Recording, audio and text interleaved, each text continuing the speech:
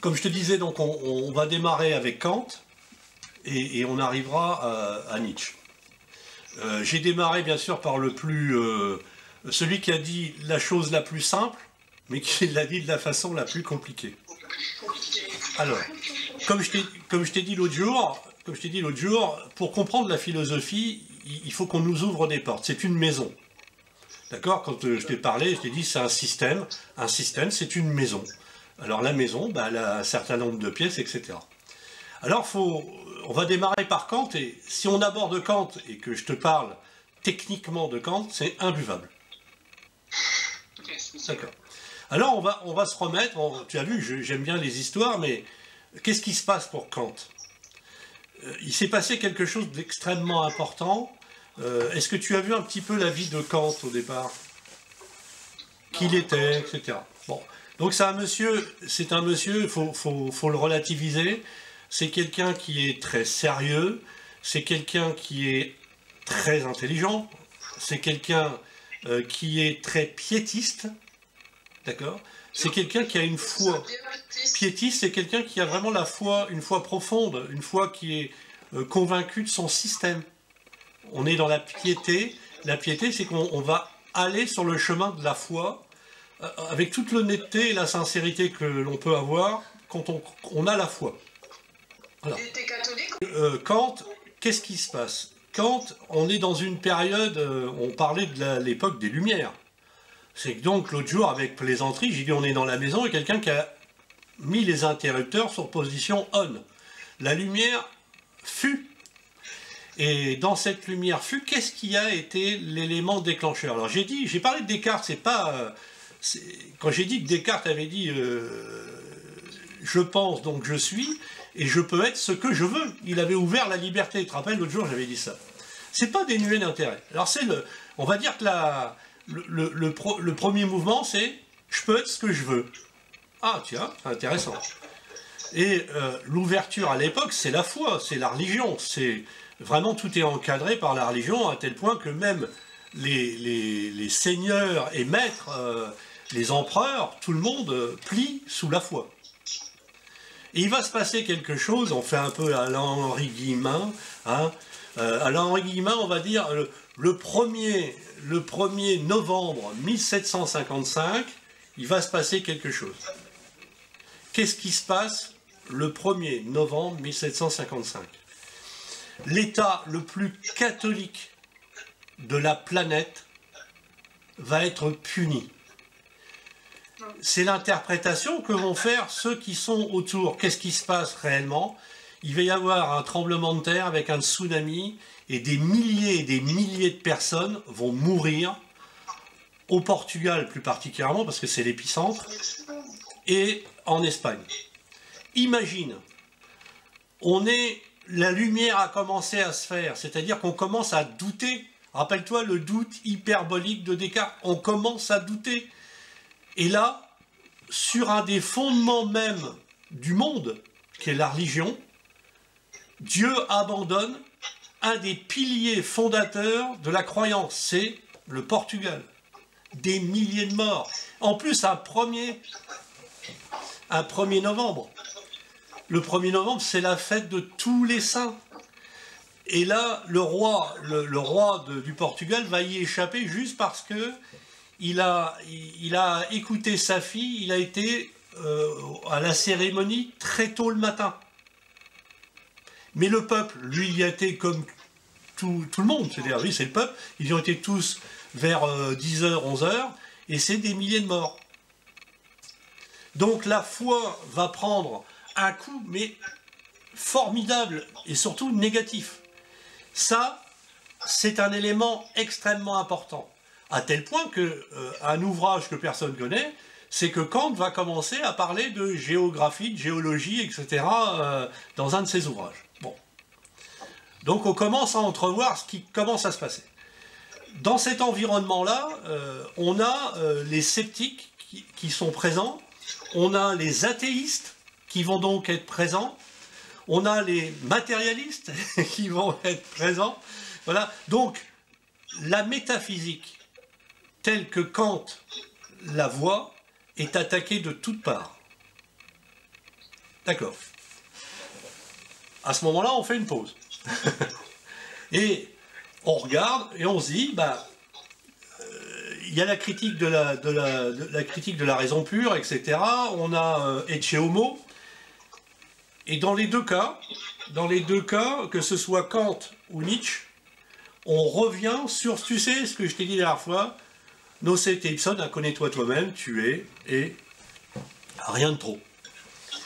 Dans les deux, dans la préface de la critique de la raison pure, comme dans Ecce Homo, on va voir de nouveau apparaître connais-toi toi-même. Hein, dans la préface de Kant, ça va se traduire.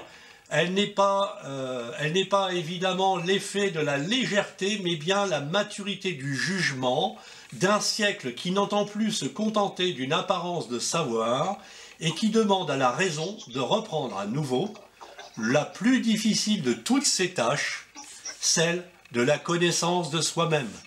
Ça, c'est Kant. D'accord. Donc, Kant, tu as compris, il est dans un environnement agressif vis-à-vis de la métaphysique. Et pourtant, il recentre la métaphysique sur la connaissance de soi-même. De l'autre côté, Nietzsche, c'est la même chose. Encore plus de précision, parce que je t'avais parlé de la phrase de Pindare, hein, deviens ce que tu es quand tu le sauras. Je suppose que tu as été voir la phrase complète de Pindare. Voilà.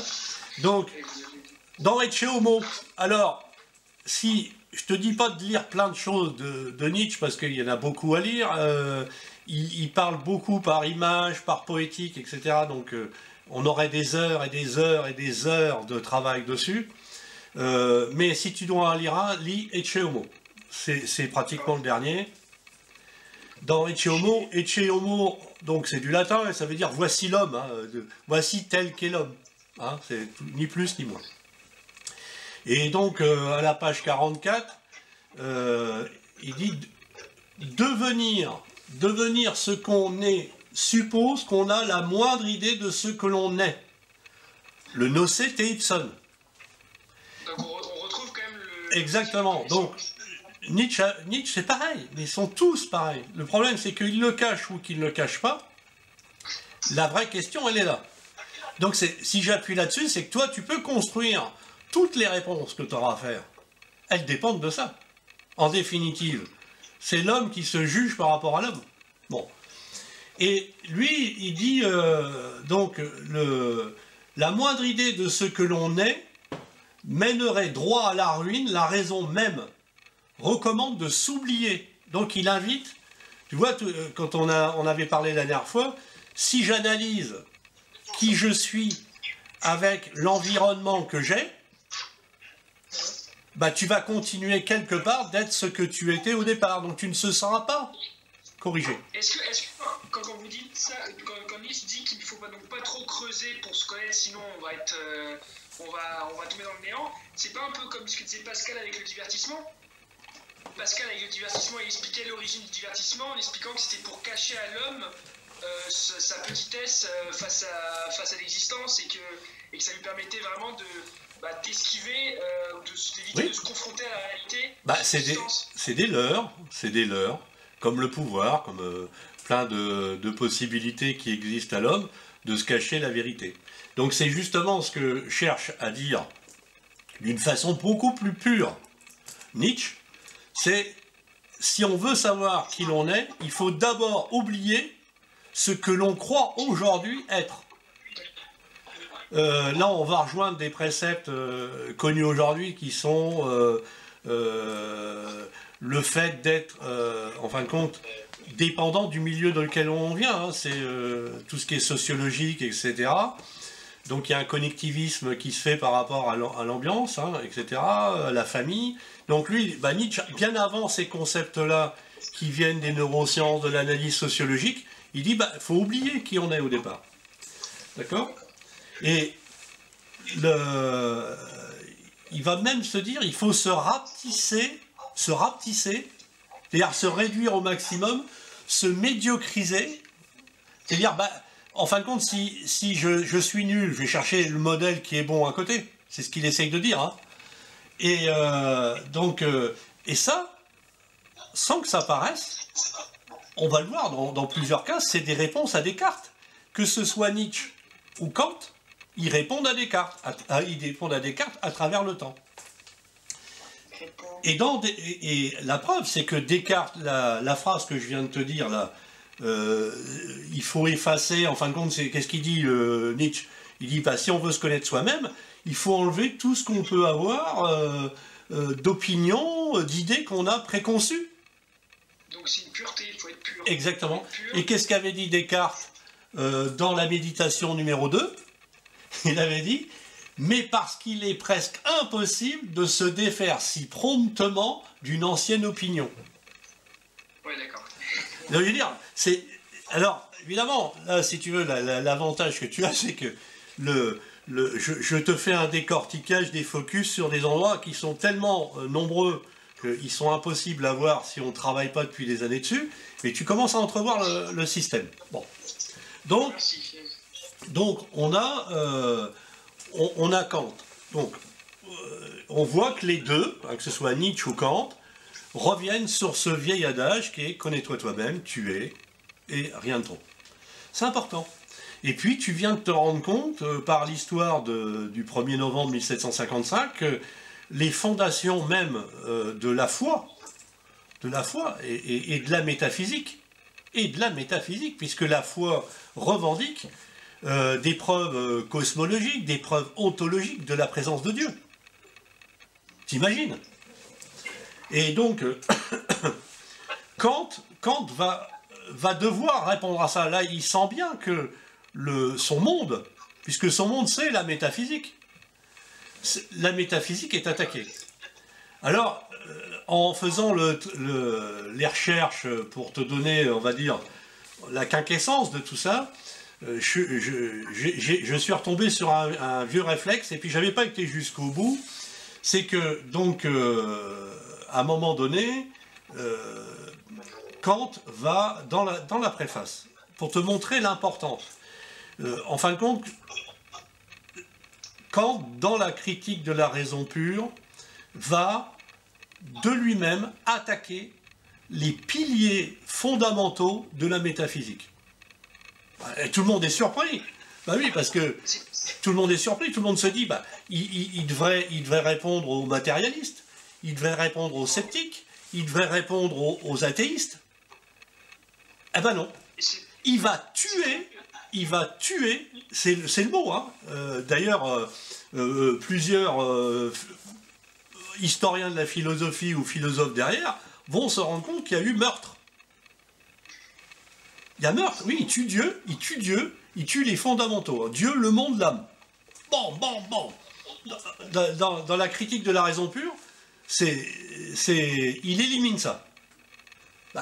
On se dit, mais qu'est-ce qui se passe? Et en fin de compte, tu le verras, si tu lis Nietzsche, il y a beaucoup de poétique dans Nietzsche. Et dans Kant, il n'y en a pas. Alors on se dit, quel personnage rigide, peu ouvert à la poétique, etc. Et pourtant, c'est comme je t'ai dit l'autre jour, avec le tuer et le tutoiement que j'utilise avec toi, ce qui est tellement évident ne se voit pas. Et à chaque fois que je parle de philo ou que je parle de n'importe quel document, je dis surtout, lisez les préfaces. Surtout quand elles sont écrites par l'auteur même. D'accord. Après avoir... Moi, j'ai pas trop... Alors, pourquoi? Parce que la plupart du temps, moi qui rédige aussi, moi qui écris, on écrit la préface, on écrit le document d'ouverture après avoir écrit l'ensemble. Donc Kant, imagine, Tu imagines, là, il sait que la métaphysique, tout ce que représente la métaphysique, c'est son univers, son monde, sa foi, sa croyance, est attaquée de toutes parts. Elle est réduite pratiquement à néant. Et 1755, c'est la preuve par Dieu que Dieu a quitté les hommes. Imagine, ça te donne une ouverture à ce qui peut se passer dans l'esprit de quelqu'un qui est piétiste comme lui, qui est piétiste, qui a la foi. Et pourtant, dans la préface de la critique de la raison pure, il va parler de la reine écube. De quoi? De la reine écube. De la reine écube? Écube. Alors, tu as vu, la dernière fois, on avait parlé des légendes, des mythes, on avait parlé des androgynes. Oui, et des chiens, je me rappelle. Voilà, bon, les chiens, c'était de moi, mais ça reste des images, ça reste des histoires, ça reste des histoires poétisées. C'est ce que dit Bergson. Bergson dit que c'est la poétique, c'est l'artiste qui a une perception élargie. Quand je t'ai parlé d'Homère, parce que Homéros, en grec, ça veut dire aveugle, celui qui suit. Celui qui suit, un aveugle, il est bien obligé de se mettre au dos de quelqu'un pour suivre un chemin. C'est celui qui suit, donc c'est un aveugle. Homéros est un Hadès. L'Hadès est censé être aveugle, mais pourtant il voit, il perçoit, il a la perception élargie. Kant, de façon très discrète, très peu de gens l'ont vu, enfin il y en a des spécialistes, oui, mais des lecteurs, très peu. Il parle de la reine écube. Et la reine écube, il faut aller dans les métamorphoses d'Ovide. Je ne sais pas si tu connais les métamorphoses d'Ovide. Peu importe, c'est pas grave. Mais c'est vraiment un recueil de poésie, de poétique. C'est une imagerie qui arrive sur le monde, avec toutes les problématiques du monde. D'accord? Il y aurait des heures et des heures à travailler là-dessus, mais on est sur le désir. Bon. Particularité, c'est que la reine écube, quand on regarde cette préface, alors si je te parle de ça, c'est que on est dans le désir, on est toujours dans le désir. Là, qu'est-ce que c'est que le désir? Rappelle-toi, c'est un manque, on l'avait dit, c'est le manque de lumière au départ, généalogiquement. Là, la reine écube, qu'est-ce qu'elle voit? La reine écube, dans les métamorphoses d'Ovide, c'est la femme de Priam, le roi de Troie. Le monde vient d'être détruit. Elle vient de tout perdre. Elle vient de perdre ses enfants. D'accord? Elle a tellement de douleur qu'elle se transforme en chien. C'est après la guerre de Troie, du coup, forcément. À la suite de la guerre de Troie. D'accord. Voilà. Et elle souffre tellement que elle aboie, elle finit par aboyer, par crier. Et elle aboie, c'est-à-dire qu'elle perd son humanité, elle devient un chien. Et Kant sait ça, qu'est-ce qui se passe? Lui, la reine écube, pour lui, c'est la reine de la métaphysique. Et la métaphysique a tout perdu. On vient de lui condamner Dieu, on vient de lui condamner l'âme, puisqu'il y a des sceptiques, on lui condamne l'âme en tant que matérialiste, puisqu'il n'y a aucune preuve, tout est perdu. Mais il choisit dans les métamorphoses d'Ovide 3 petits vers qui sont « J'ai perdu en fin de compte tous mes enfants, mes gendres, en fin de compte tous ceux qui croyaient en moi. » D'accord. Donc, Kant va tout réécrire. Il va tout réécrire en plusieurs critiques. Bien sûr, la plus connue, c'est la critique de la raison pure. Pardon. Après, on aura la critique de la raison pratique, la critique de la faculté de juger, et puis une qu'on oublie tout le temps, qui est les fondements de la métaphysique des mœurs. On ne va pas les travailler tous ensemble, on va aller juste chercher ce qui nous intéresse pour le désir. Mais il faut comprendre que Kant nous crée un système. L'autre jour, je t'ai décrit le système de Spinoza. pour comprendre ce que c'est que le désir pour Kant, il faut rentrer dans le système de Kant. Pour rentrer dans le système de Kant, c'est ce qu'on vient de faire. On vient de voir qu'est-ce qui a provoqué la création de ce système. Bah, c'est le fait que... Oui. C'est qu'en fait, donc, si je comprends, en fait, il applique ce qu'il dit, c'est-à-dire qu'il applique qu'il faut d'abord s'oublier et oublier tout ce qu'on croit savoir pour pouvoir réellement savoir ce qu'il y a à savoir. Et du coup, face à la critique de la métaphysique et la remise en cause de sa foi à cette époque-là, il a préféré tout détruire pour reconstruire, en fait, et pour pouvoir réellement montrer Voilà. en quoi il croit. Voilà, alors c'est amusant parce que tu as utilisé les mots de Nietzsche pour Kant. Mais c'est pour prouver que les deux sont face à une problématique qui est majeure. C'est quelle est la réponse à connais-toi toi-même, tu es et rien de trop. Ça va être deux réponses différentes. Hein. Donc là, on revient à notre ami Kant. Kant va donc, lui, inverser un problème.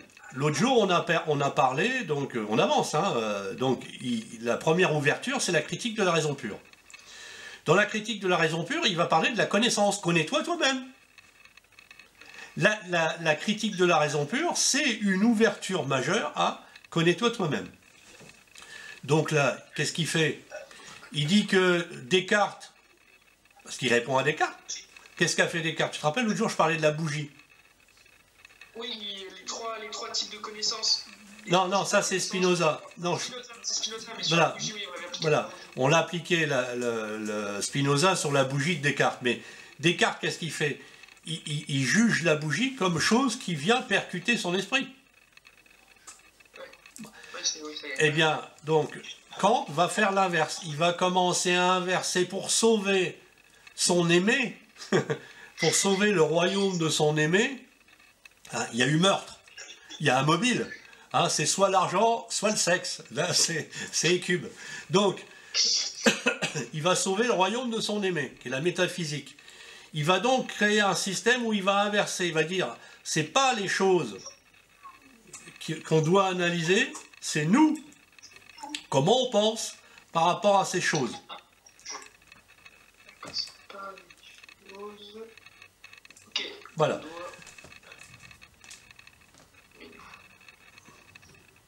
Donc, pour l'instant, on est toujours aux frontières, on rentre dans le domaine de Kant, on s'aperçoit qu'il a inversé les choses. Il dit, ce qui fait ce qui existe, ce qui fait ce qui existe, donc le connais-toi toi-même, ce qui fait que je puisse me connaître moi-même, c'est le fait de ce que je vois, ce que je pense, croire, voir. En fin de compte, c'est ce que je pense. D'accord. Donc, au lieu qu'il y ait une immanence, au lieu de ce l'objet qui envoie des informations, lui, il a bien compris que c'est notre esprit qui façonne les objets comme il veut. T'as résumé la critique de la raison pure. Voilà. C'est simplement, on a inversé, c'est tout ce que je peux savoir de l'objet, d'accord, est une construction qui vient de mon entendement. Donc ça, en fait. Donc, voilà. C'est un peu comme l'objet est un miroir, en fait, de ce que l'on... Ah, alors, attention, c'est que l'objet n'est pas un miroir, l'objet en soi est totalement inaccessible. C'est le phénomène que présente l'objet qui fait que dans mon esprit va se créer par l'intuition. Tu te rappelles l'intuition? L'intuition, c'est quoi? C'est la perception par l'esprit, par les sens. Hein, c'est rien de plus compliqué. Donc, imagine, c'est un appareil photo.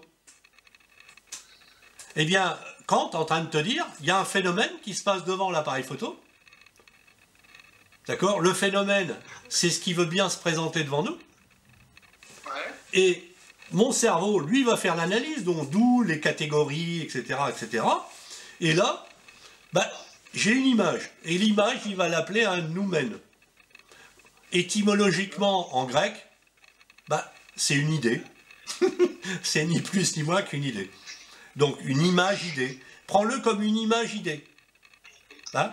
Mais ne décorrèle pas le terme image de l'idée. Parce qu'autrement, tu vas arriver avec Aristote, avec l'imagination, qui est autre chose. D'accord, ok. D'accord. Bon. Donc, Kant avance, et il nous amène donc un certain nombre de choses en disant, ben voilà, ça y est, j'ai compris, ce que je peux savoir, la seule chose que je peux savoir, c'est ce que mon esprit peut savoir. Ce qu'il peut analyser, critiquer. Hein, la critique, c'est... voilà.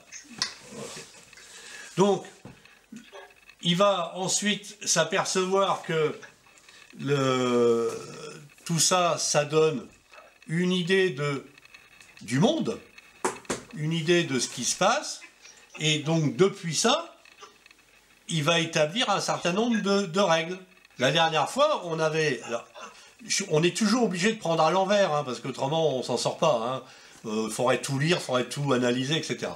Donc, on va aller directement vers l'idée de ce que se fait Kant du désir. Et pourtant, Kant ne nous décrit pas le désir. Il ne le ferme pas à un juste a priori, si j'ose dire. Il va se passer un tas de choses. Donc là, on est dans critique de la raison pratique. Hein, donc tu vois, voilà.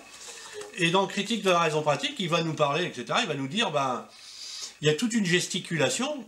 Qu'est-ce que tu dois mémoriser? Qu'est-ce que tu dois savoir? C'est que, après bien des méandres, il va arriver à dire que le désir de manger, comme le désir de lire, bah c'est la même chose.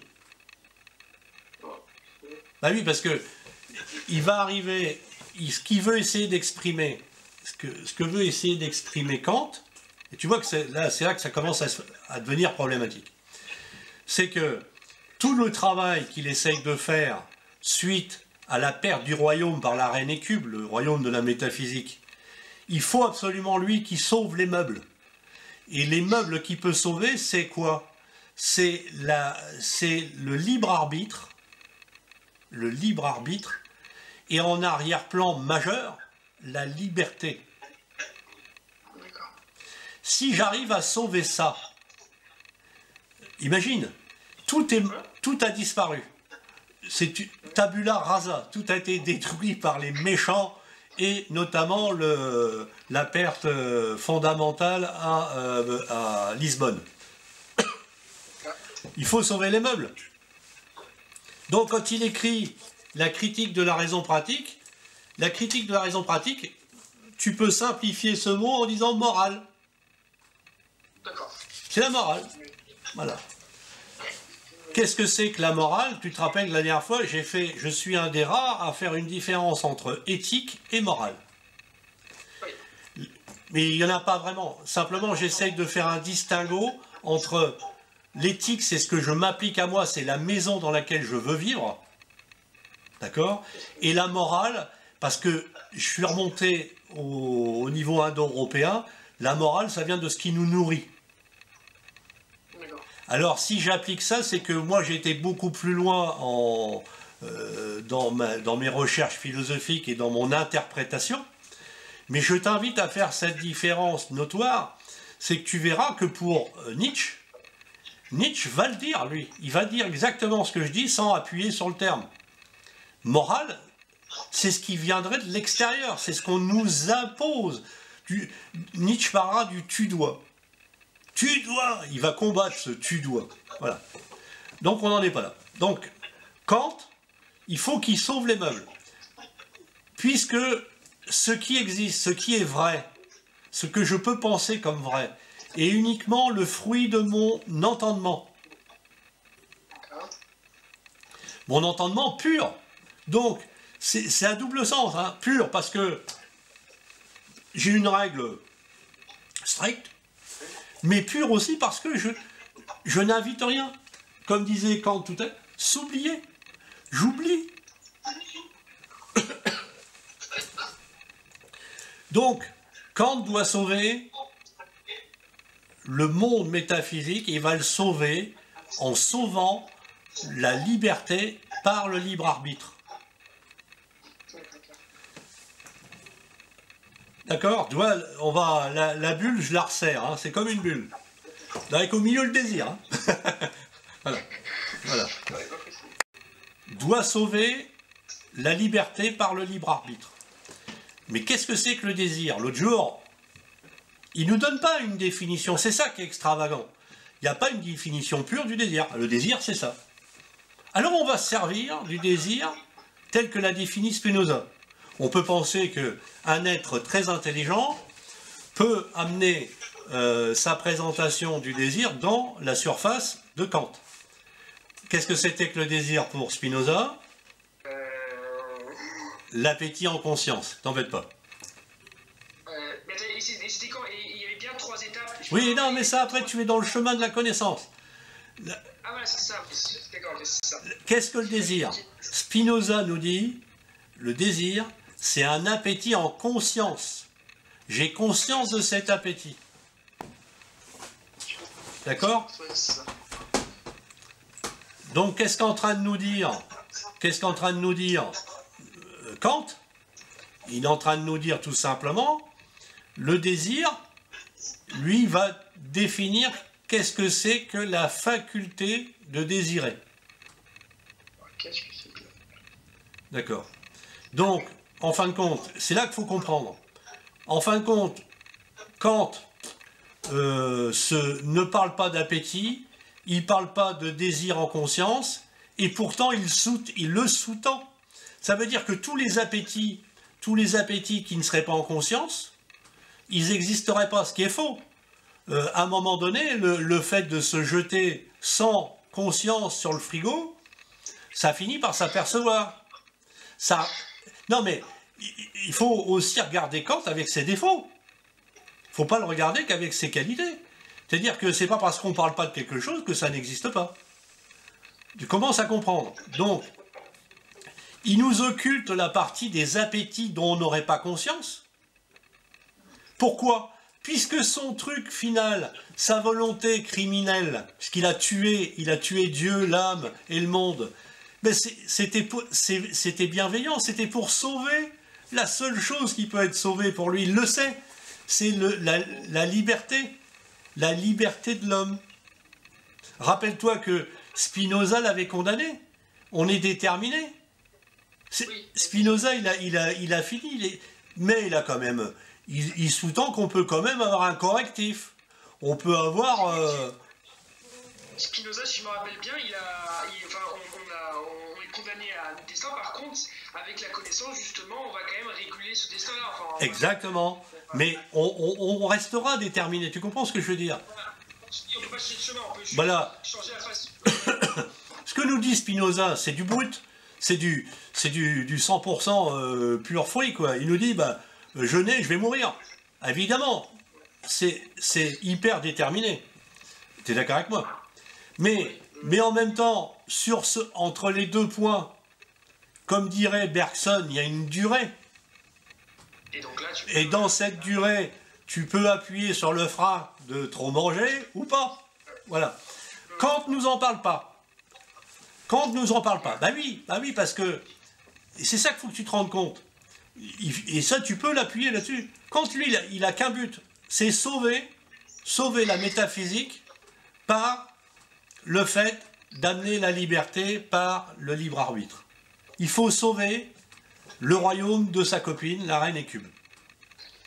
Non mais, j'appuie là-dessus parce que, autrement c'est trop compliqué. On pourrait tomber dans le travers de t'expliquer toute la critique de la raison pure. Je pense que dans la foulée, ton entourage enlèvera tous les cordages qu'il peut y avoir dans la maison. Voilà. Donc, voilà. Donc, on est face à ça. Et dans la critique de la raison pratique, il va amener... C'est là qu'il va parler du désir. Avant, il a juste donné... je sais comment je peux penser, comment ça va être pur, comment je peux ne pas me tromper, comment on peut me tromper, etc., etc. Et là, il va amener dans la critique de la raison pratique 2 facultés de désirer. Une faculté inférieure et une faculté supérieure.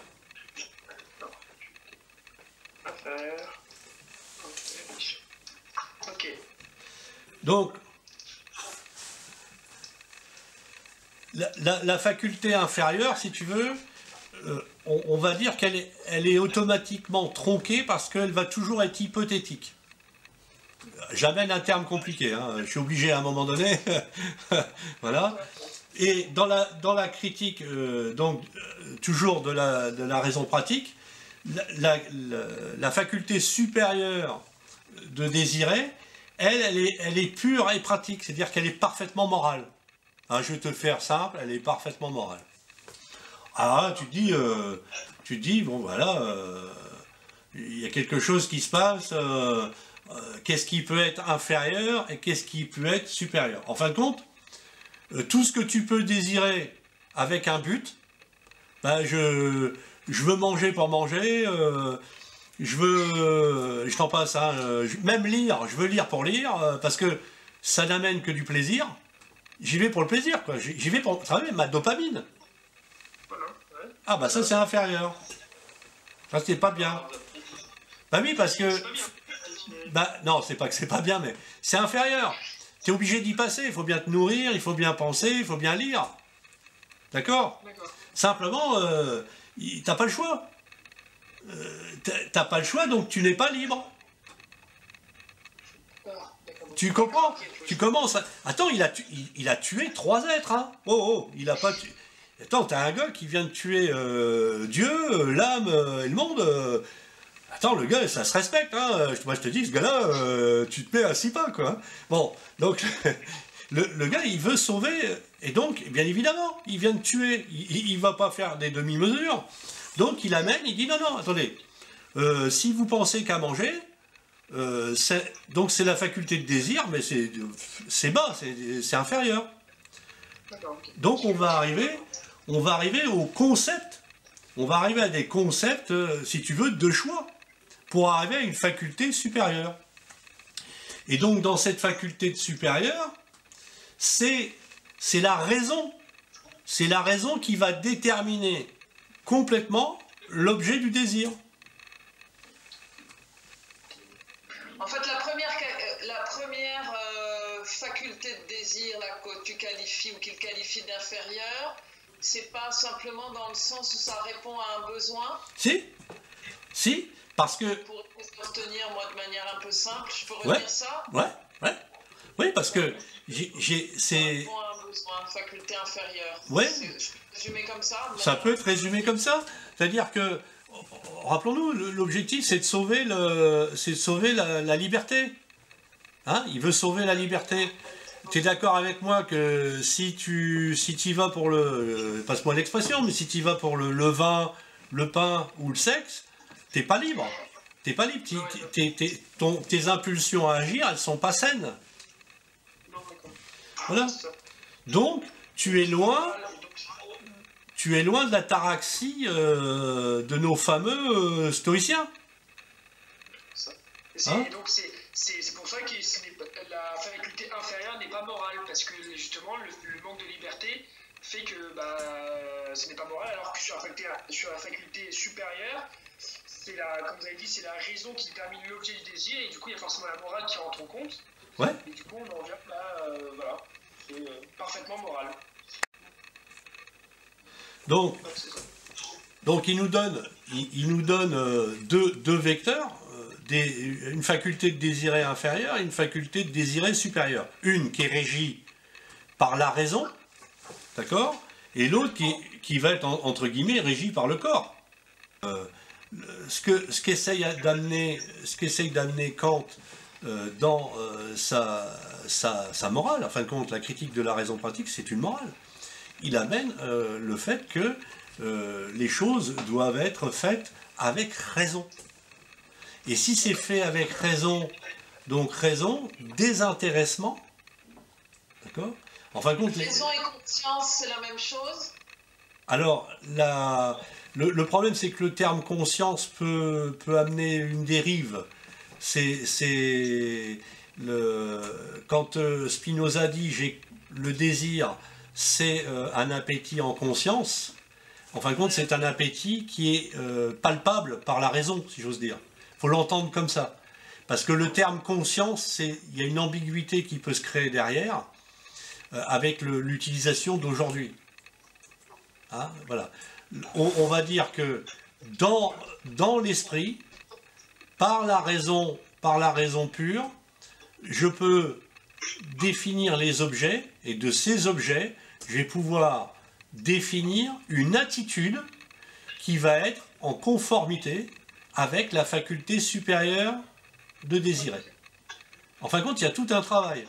Là, c'est pour ça que on ne peut pas dissocier la critique de la raison pure, les fondements, on va le voir, les fondements de la métaphysique des mœurs, de la critique de la raison pratique et après de la faculté de juger.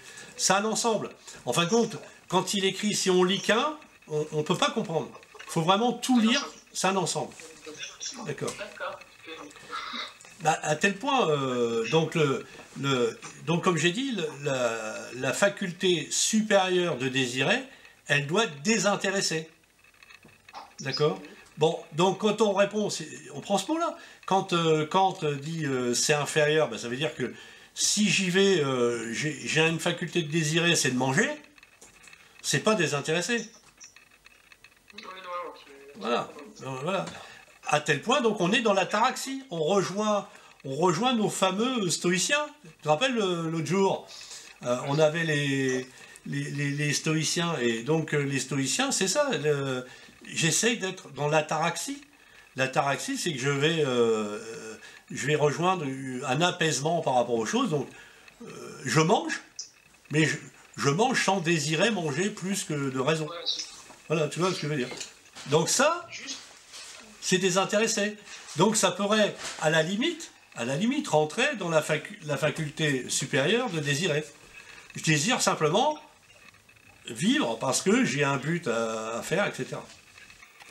Ok, on bouge plus. Voilà. Donc l'autre jour, on revient toujours aux fondamentaux. Hein. Le nocete ipson, hein, tuer, enfin l'epsilon en grec, et rien de trop. Bon. Tout ça, on voit bien, c'est que c'est des questions-réponses. Le Apollon, puisque c'est sur le temple de Delphes, il envoie des questions, et c'est à la fois des questions et des réponses. D'accord. Bon. Mais maintenant qu'on a vu, hein, on fait un petit résumé, un peu comme dans certains spectacles, hein, le résumé du spectacle avant la fin du spectacle. Donc, Kant s'aperçoit que le navire métaphysique est attaqué de toutes parts. C'est le royaume de la reine Écube, il lui prête le royaume, parce que dans la préface, une préface qu'il écrit quand même après 11 ans de rédaction. Je pense que quand on écrit quelque chose après 11 ans de réflexion, ça mérite de le lire. Donc, le gars nous parle de la reine Écube, il parle d'un royaume qui a été saccagé, dévasté. C'est le royaume de la métaphysique, c'est une métaphore. D'accord, ok. Donc c'est la polygamie. Voilà. Et lui, il va sauver le connais-toi toi-même, le tuer et le rien de trop. Le rien de trop, tu l'as compris, c'est la critique de la raison pratique. Traduit, c'est la morale. Il ouvre une morale. La critique de la raison pure, c'est connais-toi toi-même. Si tu connais ce que tu peux faire, tu sais ce que disait Spinoza, connaître les trois choses. Si je sais ce qui est adéquat, je peux choisir mes désirs avec. D'accord ? Voilà. Et donc, tu vas t'apercevoir que tout l'univers, une fois que c'est simplifié, j'ai bien dit simplifié, notre Kant, il nous met la proaséris, c'est-à-dire, tu te rappelles, c'est le choix, un choix rationnel, réfléchi, il nous l'offre. Il nous met l'ataraxie, quand il nous dit il y a les désirs inférieurs, le désir inférieur, c'est ceux qui te mènent à la non-ataraxie, c'est ceux qui te mènent au trouble. Tu es d'accord avec moi ? Et puis ensuite, il parle de liberté. La vraie liberté, c'est quand je sais ce qui est adéquat. Ouais, c'est ça, il a fait. Quand je sais ce qui est adéquat, je peux considérer que c'est bien. Mais ce que rajoute Kant, parce que Kant, il veut que ce soit parfaitement moral. Rappelons-nous qu'il veut sauver la liberté. Il veut sauver, et quelque part, il veut sauver Dieu. Parce que qui nous a donné le libre arbitre ? c'est Dieu. C'est Dieu. Donc on voit qu'il vient de tuer tout le monde et il commence à nous dire « Ah ben là, quand tu es dans les désirs inférieurs, ça c'est... » Alors lui il fait pas de dualisme, hein. Il y a une unité qui est... Voilà. Il n'ose pas dire qu'il croit dans l'intelligible, mais il l'attaque pas complètement, mais on sent bien, bon, voilà. On n'empêche qu'il a tué la maman, hein, donc c'est quand même un signe. Hein. Bon. Donc, il nous amène tout doucement à dire, bah, on est libre par la raison, puisque maintenant ma raison est pure. Le choix de la raison pure, c'est pas un choix. Le nom n'est pas un choix, c'est comme la reine et cube, c'est pas des choix. Tiens, je vais appeler ça, voilà. Comme moi l'autre jour, quand j'ai appelé le chien Lycos. Lycos, qui est le nom grec des chiens, des loups, et ce qui donnera le lycée, hein, pour un cher philosophe qu'on connaît bien, qui avait son école qui s'appelait le lycée, et qui a donné le lycée où on va, voilà. Hein. Bon, donc, voilà, c'est une autre histoire. Mais, donc, non, on va pas mélanger les noms de philosophes, mais donc, on a Kant, il vient de nous dire, on a des désirs inférieurs, c'est ceux qui sont des appétits, on va dire, avec un but. Et ce but, en fin de compte, on ne peut pas l'éclaircir. C'est est-ce que je mange parce que j'ai besoin de manger, parce que j'y ai réfléchi, etc. Non, c'est de l'inférieur, ça. C'est à peu près ça. On pourrait revenir pendant des heures là-dessus. Hein. Et par contre, on va arriver au désir, la faculté supérieure de désirer. Et en fin de compte, il y a eu un livre avant. Parce que là, on est dans la critique de la raison pratique. Donc, on est dans la morale. D'accord. Mais... Quand j'ai dit que c'était un ensemble, il y a une éthique. Spinoza a fait un seul document, c'est l'éthique. Lui, Kant, il est tellement foisonnant qu'il a fait plusieurs portions. Mais c'est le même bloc. Donc, dans la critique de la raison pure, on s'aperçoit qu'on peut avoir une raison pure transcendantale. Ça veut dire quoi? Ça veut dire que c'est nous, transcendés. C'est nous qui mettons la flèche dans l'objet qu'on veut, comme Kant a tué Dieu. Hein? C'est nous, on transcende. On ne se laisse pas manipuler. On transcende la matière par notre esprit. C'est ça qui veut dire. Hein? On n'est pas victime de la matière, puisque la matière, il les conduit en phénomène. Et il dit que le phénomène, c'est l'objet du phénomène, c'est la chose en soi, elle est toujours inaccessible. La seule chose qu'on a, c'est le noumen. Rappelle-toi, c'est l'idée. L'idée qu'on s'en fait. Voilà. Voilà. Ah oui, c'est l'inverse. Souvent, il y a une énorme confusion là-dessus. Hein. Bon. D'ailleurs, moi j'ai utilisé un autre truc, puisque j'ai utilisé noumen pour faire phénomène, c'est-à-dire ce qu'on se construit dans le cerveau. Après. Hein, puisque... là, on a vraiment simplifié Kant, hein, parce que on a ce qu'on appelle tout ce qui est avec du synthétique, a priori synthétique, etc. Donc, on n'en a pas parlé. On a juste simplement purifié les choses en disant qu'on pouvait être maître de ce que l'on pensait. C'est ça. D'accord. Avec pureté. Hein, je fais vraiment simple. Hein. Voilà. Donc, que veut dire quand il nous parle de la faculté supérieure de désirer, c'est qu'il nous dit, bah, on a repoussé les penchants. Alors j'aime bien que l'allemand a été traduit sous le forme penchant, le terme allemand qu'il avait écrit, parce que ça veut bien dire ça, c'est une pente glissante, un penchant. On risque de tomber, de chuter. On est toujours dans une morale religieuse, en arrière-plan. C'est un piétiste, hein. Donc il nous dit, la faculté supérieure de désirer repousse les penchants pour l'autonomie, donc être autonome. Être autonome, tu es d'accord avec moi? Si je penchais vers la nourriture et que je passe ma vie à manger, je ne suis pas autonome. Je dépends, mon désir, mon plaisir ne dépend que de la nourriture. Est-ce que je vis? Est-ce que je peux considérer vivre librement? Bah non, on est dépendant de quelque chose comme le tabac, par exemple. Exactement. Donc il nous dit, tout ce qui va rentrer dans la faculté supérieure de désirer repousse les penchants pour l'autonomie et pour le désintéressement, soit une loi morale catégorique. Là, on revient, en fin de compte, on était de la raison, la critique de la raison pratique. Si je devais simplifier les choses, parce que tu as compris qu'il y a les appétits qu'on ne maîtrise pas, les penchants, là où on peut tomber. Tout ça, tu peux dire que peu importe les raisons que tu te donnes, c'est toujours hypothétique. Ça veut dire qu'il n'y a pas de fondement pur. Tu es toujours lié à ça, que ce soit le tabac, le jeu, la lecture. Enfin, lui, il met tout au même niveau. Hein. Même le fait d'aller à l'église juste pour te montrer, parce que pour montrer que tu crois. Il met tout ça au même niveau. Ah oui, bah oui, il n'a pas tué Dieu pour rien. Hein. Il veut vraiment faire quelque chose de pur, d'inattaquable. Donc du coup, si tu devais synthétiser les fondements de la métaphysique des mœurs, eh bien, quand je t'ai dit que la faculté supérieure de désirer, c'est d'être dans l'autonomie, le désintéressement, et ça de façon catégorique, eh bien, il faut revenir à une loi qui découle de l'impératif moral catégorique. Donc,